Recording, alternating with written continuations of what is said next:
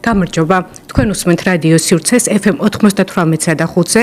მე ვარ ჟურნალისტი მანანა ნოდია და ეს არის პოდკასტი წარმატების ისტორია. დღევანდელი ეპიზოდის სტუმარია ერთ-ერთი წარმატებული გადაცემის ტელეწამყვანი, ფსიქოლოგი ბატონი გია ჯაჯარიძე. ბატონო გია, დიდი მადლობა სტუმრობისთვის, დიდი მადლობა დროის დათმობისთვის. ჩვენი გადაცემის თემა არის წარმატება და მასთან დაკავშირებული კითხვები, თუმცა თქვენთან დაკავშირებით ბოლო პერიოდში აქტუალური გახდა ერთ-ერთი თემა, რომლის შესახებაც ბოლოსკენ გკითხავთ. მანამდე მინდა დავიწყო ჩვენი თემის გარშემო კითხვების დასმა. მე ვფიქრობ, რომ თქვენ ხართ ერთ-ერთი ის საინტერესო სახე, რომლის შესახებაც თუ არ იქნება ხმამაღალი ნათქვამი, რაღაც ფილმის სცენარიც კი შეიწყება, ვთქვათ, შეიქმნას, იმიტომ რომ ხართ კლასიკური მაგალითი ნულიდან მიღწეული წარმატებისა. ჯერ მოდით კითხავთ, რას ნიშნავს თქვენთვის წარმატება? ის ზოგადად როცა გესმით ან ამბობთ ვინმეზე რომ წარმატებულია, რას გულისხმობთ ხოლმე, ან როგორ აღიქვამთ ამ ტერმინს? მოგესალმებით, ძალიან დიდი მადლობა, რომ მომიწვიე და მახსოვს პატარა გოგონა, რომელიც იყო სარკის ჟურნალისტი და მახსოვს ჩემ თვალწინ როგორ იზრდებოდი, მე ვგულისხმობ კარიერულად, გონებრივად, ნიჭიერებით, აი ყველანაირად და მე მიხარია და ბედნიერი ვარ, რომ მოვედი თქვენთან. რა არის იცით, შეიძლება ითქვას დამოკიდებულება, აი წარმატებული გინდა გახდე, მე ეს არ მქონია. ნახეთ, მე გავიზარდე და დავიბადე ჭიათურაში. ჭიათურაში იყო ყველა ცნობილი, ერთმანეთს ვიცნობდით. აქედან გამომდინარე მე არ ვიცოდი, აი ცნობილი მინდა გავხდე. სადღა უნდა ყოფილიყავი ცნობილი, არც ვაპირებდი, გადმოვიდე დედაქალაქში და რაღაც არ მქონია ეს. დღესაც მე მივდივარ იმ ნაბიჯებით, რასაც მაძლევს ცხოვრება. აქედან გამომდინარე, მე ჩემს წარმატებას უფრო მისტიურს ვუწოდებ და გონიერს, ვიდრე დაუშვათ დაგეგმილს. არ ვგეგმავ არასოდეს. არ ვგეგმავ და თან მინდა გითხრათ ერთი რამე. ამ არ დაგეგმაში, ამ ცხოვრებაში მე არ ვიბრძვი. იმიტომ რომ ჩემი ცხოვრების ადამიანი, ბებია ჩემი, აი დღემდე მომყვება. აი როცა მეუბნებოდა რომ ბრძოლაში ორივე მხარე შავდება, დაშავდება და არ იბრძოლო არასოდეს. და მივხვდი. რას გულისხმობდა? მივხვდი. არ არსებობს გამარჯვებული.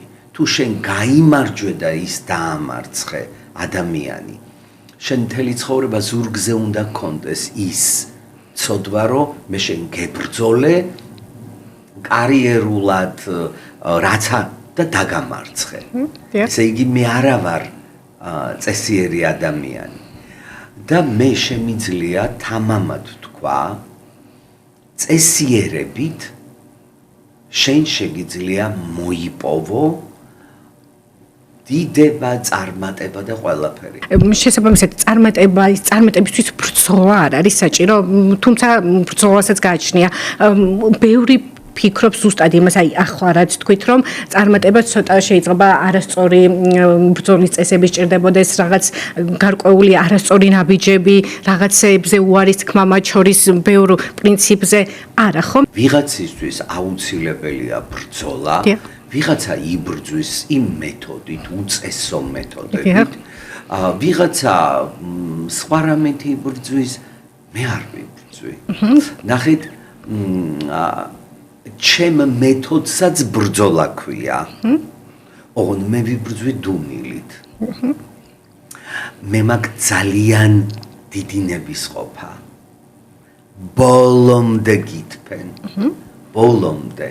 საინტერესოა სადამდე მიხვალ. დღეს ქართველს ვერ ნახავ, პირველობა რომ არ უნდოდეს. აბა გადაუდექი წინ, რას გისავს. ამიტომ მე მოვიფიქრე ესეთი რაღაცა. მე ვარ ჩემს ჯგუფში და ვარ პირველი. როგორც კი გამოჩნდება ადამიანი, რომელსაც უნდა წინ წასვლა და უნდა გახდეს ლიდერი, მე მას უწყობ ხელს. მე მას არ უწყებ ბრძოლას, უწყობ ხელს, რომ ის წავიდეს წინ, ის იყოს მაგარი, აი მალე შეუსრულდეს სურვილი და უსრულდება სურვილი და მიდის. ისე მე ვარდები. საინტერესო სტრატეგია ძალიან, იმიტომ რომ ნახეთ, ორივე გაკეთდა. ის წავიდა წინ, დაწინაურდა, არის ბედნიერი და მეც ვარ ბედნიერი. და აი ესე გამოვზარდე თაობები. ძალიან კარგი. ბატონო გია, თქვენ უკვე ახსენეთ, რომ არ დამიგეგმავს არაფერიო, მაგრამ მაინც მინდა კითხოთ, ანუ თქვენი იმიჯი, რომელიც ძალიან დასამახსოვრებელია, ის ბუნებრივი იყო თუ არ იყო ეს დაგეგმილი, რომ აი რაღაც განსხვავებული ნიშა შევქმნა, ჩემი თქვათ სტილით, ჩაცმულობის, მათ შორის ქვების თუ სიყვარულით, მათ შორის რაღაც აი ეს არ იყო დაგეგმილი იმიჯი, რომელიც თქვათ ყურადღებას მიიქცევდა. ძალიან მართლა გულწრფელად გეუბნები, რომ დასაფასებელი ადამიანი ხარ და პროფესიონალი ხარ და რატომ? ისეთ რაღაცას მელაპარაკები, მარტო ცნობის მოყარება კი არ დაუკმაყოფილდება ადამიანს, არამედ ისწავლის. მიზანი ეს არის ამ პოდკასტის. ნახეთ, ყველაფერი, აი რასაც ხედავთ ჩემს ირგვლივ, ჩემი მტერი, მოყვარე, ვინც მაკრიტიკებს, ყველა სწორად გაიგებს ახლა რასაც ვიტყვი. ნახეთ, თუ კი რამე მინდა სათაური აქვს, აი სისხლიდან ხორცამდე თავისუფალი ვარ. თავისუფალი ვიყავი კომუნისტების დროს. ოღონდ ხელოვნური კი არა, აი რანაირად გითხრათ, რაც მინდოდა იმას ვიცვავდი. ვერ ხვდებოდი, რომ ამაზე მე ვიღაცა რაღაცას ან გამლანძღავდა, ან დამძრახავდა, რასაც მინდა იმას ვაკეთებდი. ეს იყო ზრდილობის ფარგლებში, ოღონდ ეს ზრდილობაც თავისთავად ჩარჩოში იყო. როცა მე დავინახე, რომ არ იყო საშუალება 3 პერანგის მეტი მქონოდა, 2 პერანგი გავჭერი შუაზე და გადავაპი ერთმანეთზე სხვადასხვა ფერი. მე გავიზარდე სკოლა ესე დავამთავრე, გავიზარდე გამონაცვლებში. ნათესავები მე ჩემს დედას ყავდა თანამშრომელი, რომელსაც ყავდა ტყუპები. ჩემი ტოლები იყვნენ. კი ბატონო. და რაღაცა რომ დაუპატარავდებოდა თუ რაღაცა, მე პატარა ვიყავი, მიუხედავად იმისა, რომ ტოლები ვიყავით, ის გვაძლევდა ჩვენ ტანსაცმელებს და მახსოვს ფეხსაცმელი, 2 წყვილი ფეხსაცმელი, ერთნაირი ფეხსაცმელები ქონდათ, ოღონდ სხვადასხვა ფერი. და რომ მოიტანა, ისე მომეწონა, რომ სხვადასხვა ფერი ავიღე და ჩავიცვი ცალცალი. ანუ ეს ყველაფერი არის ბუნებრივად, აი მოდის. კი ბატონო. თავისთავად თქვენი ხასიათი, თქვენი ხასიათია. ეს არის თავისუფლება. კიდე გეუბნებით, ეს თავისუფლება ჩარჩოში ზის. აქედან გამომდინარე თავისუფლებაა ის. რამაც თქვენ წარმატებაში ხელი შეგიწყოთ. ძალიან. კი ბატონო. ძალიან. ბატონო გია, თავიდანვე გსურდეთ ყოფილიყავით თქვა წარმატებული ტელესახე, თუ ეს მოიტანა თანდათან? არა, მოიტანა, ნახეთ. რა იყო თქვენი მიზანი დასაწყისში? დასაწყისში ჩემი მიზანი იყო, მე ვსწავლობდი თეატრალურში, დავამთავრე თეატრმცოდნეობა, დავამთავრე კინოსარეჟისორო, მერე დავამთავრე ჟურნალისტიკა, 55 წლის ვიყავი, ჩავაბარე ფილოსოფიურზე, დავამთავრე, დავიცავი დისერტაცია, ვარ ხელოვნებაცოდნეობის დოქტორი, ვარ წიგნების ავტორი. ნახეთ, რაც შემოგითვალეთ, არ ვსაუბრობ ამაზე და არ მინდა საუბარი და რატომ გეტყვით? ის არის რეგალია. იმის სურვილი მქონდა და ვაკეთებდი, მე იმას არ ვაკეთებდი, იმიტომ რომ ვიღაცას ეთქვა ჩემთვის პროფესორია. აი რომ დავამთავრე ეს ყველაფერი, ნახეთ, დავამთავრე ხო და რა უნდა გავაკეთო? მომეცა უცბად ტელევიზიაში დამეწყო მუშაობა. კინო აღარ იყო მაშინ. იღბალს რა მნიშვნელობა აქვს წარმატებისთვის შესაბამისად, ანუ იღბლიანობა არის თუ არა საჭირო წარმატებაში? იღბალი დევს აზროვნებაში. აი აქ არის ყველაფერი, აი ყველაფერია აზროვნებაში, ყველაფერია წინ დახედულობაში, ყველაფერია დუმილში და ყველაფერია ნებისყოფაში. აი ეს ყველაფერი მე დამყვა. უნდა იყო კარგი მსმენელი და მთელი ჩემი ცხოვრება როგორ არ ჩამიდენია შეცდომები, მაგრამ მე მასწავლეს სხვის შეცდომებზე სწავლა. ის შეხედე იმას რა დაემართა, რა მოუვიდა, რა გააკეთა, როგორ გააკეთა და სულ პირველი აი რაღაცას რომ თავაზობენ, ფიქრობ რომ აი იმას რომ დაემართა ის არ დამემართოს მეც. კი ბატონო. და აქედან გამო ვარ ფრთხილი. კი ბატონო, სხვის შეცდომებს ითვალისწინებთ. ძალიან. თუმცა თქვენს შეცდომებსაც კითხავთ, ბუნებრივია იქნება თქვენ წარმატების გზაზე შეცდომებიც არსებობს, რომელსაც არ ვიცი, შეიძლება ვნანობდეთ, ან უბრალოდ მათ შორის მასწავლებლად ვიყენებდეთ. აი შეცდომებისგან გამოწვეულ თვითკრიტიკას როგორ უმკლავდებოდით ხოლმე? აი თქვათ, კარგია თვითკრიტიკა, მაგრამ მისი გადაახვა შეცდომის მასწავლებლად ქცევა, სასწავლებელ მაგალითად ქცევა. აი ამის შესახებ როგორ საუბრობთ? გავიხსენებ, გეტყვით ერთ რამეს. ერთხელ მაჩუქეს ძალიან ძვირად ღირებული რაღაც. და ეს უთხარი ჩემს ახლობელს. და არ დაიჯერა.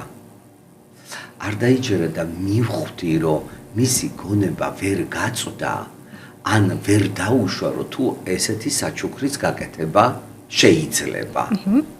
რო შეწუხდა და არ დაიჯერა და აი შეღონდა მე ვთხარი მომგატყუე მეთქი დავაკმაყოფილე მივხვდით რომ ის შეცდომა იყო რომ გეთქვათ მისთვის რომ გაჩუქეს რაღაც საჩუქარი და ნახეთ ასე გამოწოდეთ შეცდომა ადრე ენა მისწრებდა წინ აი როგორ იცი ვლაპარაკობდი ყველაფერს და მე მივხვდი რომ ეს ყველაფრის ლაპარაკი შეცდომა დღეს ამას უწოდებთ შეცდომას შესაბამისად კი რა თქმა უნდა მე რა არის იცით გულახდილობა დამრჩა ლაპარაკობ ყველაფერს რასაც ვფიქრობ და რა თქმა უნდა აქაც კორექტულობას მოვიშველიებ ხოლმე. ბატონო, თავად ახსენებთ, ანუ იყო კრიზისული პერიოდებიც თქვენ ცხოვრებაში, დასაწყისში მით უმეტეს. ეს თქვენ თავად ახსენეთ აი სტუდენტობის პერიოდში ვიღაცამ ხელი გამიმართა, ასე შემდეგ. ეს იყო მოტივატორი თქვენთვის, ვიღაცისთვის ეს შესაძლოა ყოფილიყო პირიქით, აი ბარიკადი, რომელსაც ვერ გადავახავდა და იტყოდა რომ აი ასეთ სიტუაციაში გავიზარდე, გავჩნდი, რა გავაკეთო. თქვენთვის ეს მოტივატორი იყო? მანამდე ნახე ძალიან ადვილი პასუხი შეიძლება გაგცე რომ ვხედავდი რომ მიჭირდა მე უნდა ვიყო მაგარი, კარგი, წარმატებული, ვისწავლო, ეს იყო ჩემი მოტივაცია, არ ყოფილა ესე. ეს იყო ჩემი ინერცია. ინერციით მივდიოდი. კი ბატონო. ნახეთ, მე დღეს ვამბობ რომ ვარ ну ახლა ვამბობ და რაც უნდა ის თქვან ვარ პროფესიონალი ტელევიზიონში კი არ მინდა რა ტელესახე ხო ტელეწამყვანი არა ტელემცოდნე კი ბატონო გეტყვი ვმუშაობდი მუშად ვმუშაობდი ასისტენტად აი რო დარბიან მუშაობდი ოპერატორად მუშაობდი რეჟისორად, მუშაობდი მემონტაჟად. თუ კი რამე პროფესია ყოფილა ტელევიზიაში, ყველგან ვიმუშავე. 3 წელი, 4 წელი, ანუ ძირფესვიანად ვიცი ეს საქმე. მე როგორ ვიყავი რუბრიკის წამყვანი კადრს გარეთ. და როგორ მინდოდა კადრში ყოფილიყავი. ოღონდ არ ვაკეთებდი ამისთვის არაფერს. და ერთშვენიერ დღეს მე ჩემი კადრი ვითონ ჩავსვი წვიმიან ამინში, ოღონდ ჩემს გარდა არავინ არ იცოდა რომ ჩემი სახე იყო. კი ბატონო. ნელა შეპარვით ну ერთი სიტყვით ჭკვიანი ვარ. რა კარგია ასაკი და რა კარგია თავისუფლება. ეხლა ვინმე რო იტყვის ჭკვიანი არ დავეცებ. ეს არის მიზეზი წარმატების თქვენი, რა თქმა უნდა, მათ შორის. ერთი რამეა, ნახე, იდეალური რაღაცეები მივაგენი. გამოვიგონე ესეთი რამე, რომ მე მტერი არ მყავს. რატო უნდა მყავდეს მტერი? არ გაგლანძღე, არ გიყვირე, არ მოგტაცე, არაფერი ცუდი არ მოგიკალი, არ მოგპარე. რატო უნდა იყო ჩემი მტერი? ვერ ხვდები. ამიტომ არ არის. თქვენ დაიჯერეთ? მე დავიჯერე. არ არის. მე მტერი არ მყავს. და თუ არის, მე ხო ვერ ხედავ, არ დავეცებ. დაარგჭერეთ. აწი რაც უნდა ის თქვან და ქნან. ძალიან საინტერესო თემა ეს მინდოდა მეკითხა მით უმეტეს ტელევიზიაში ამბობენ რომ კონკურენცია ყველაზე მაღალია და მათ შორის არაკეთილის მსურველი თუ მოწინააღმდეგეც ბევრია. მრავალი წლის განმავლობაში რეიტინგული გადაცემის წამყვანი ხართ. როგორ გაუმკლავდით მათ, როგორ მოიგერიეთ? არ მოვიგერიე. ნახე, მე რო იმაზე მეფიქრა რომ რეიტინგი დამედო და იმას გავჯიბრებოდი, მაშინ უნდა დამეწყო, აი ნახეთ, გეტყვით, როგორ შეცდომებს უშვებენ, ნახეთ, თოქ-შოუს წამყვანები. თოქ-შოუ. ნახეთ, ჩემი გადაცემა არ არის შოუ. ჩემი გადაცემა არის იცხოვრე. ნახე, შოუ რატოა? შოუ ხომ იცით სანახაობაა. მე არ ვაკეთებ სანახაობას. მე დაგიძახე, მოდი, მომიყევი, გაგაცანი, გაგაცინე, გაგამხიარულე. ოღონდ ეს არ არის შოუ, ეს არის ცხოვრება. გიყვართ თქვენი საქმე აკეთებთ, ანუ ეს გაწყვეტ შედეგს. ეს არის. ეს არის, აი დავინახე რაღაცა, გადაცემას უკავშირებ, დავინახე რაღაც გადაცემა. ეს არის ჩემი ცხოვრება. რას ეტყოდით ახალგაზრდებს ან ნებისმიერ ადამიანს, ვისაც აინტერესებს ეს თემა, რა არის საჭირო წარმატებისთვის? აი თუნდაც საკუთარი უნარებიდან და ხასიათიდან გამომდინარე, რომ შეაჯამოთ. ნახეთ, პირველი რჩევა ძალიან ისეთი პრაქტიკული სამუშაოს ვარიანტია. პირველი ახალგაზრდამ უნდა უსმინოს უფროს თაობას. მე უსმინოს არ გულისხმობ დაუჯეროს. უნდა უსმინოს და ისწავლოს გარჩევა, როგორი უნდა იყოს თვითონ და ის უფროსი რო ცდება, რაში არ უნდა შეცდეს თვითონ. უსმენაა ძალიან ერთ-ერთი მთავარი ინგრედიენტი, ასე ვთქვათ, წარმატების. მე ერთ რაღაცას გეტყვით.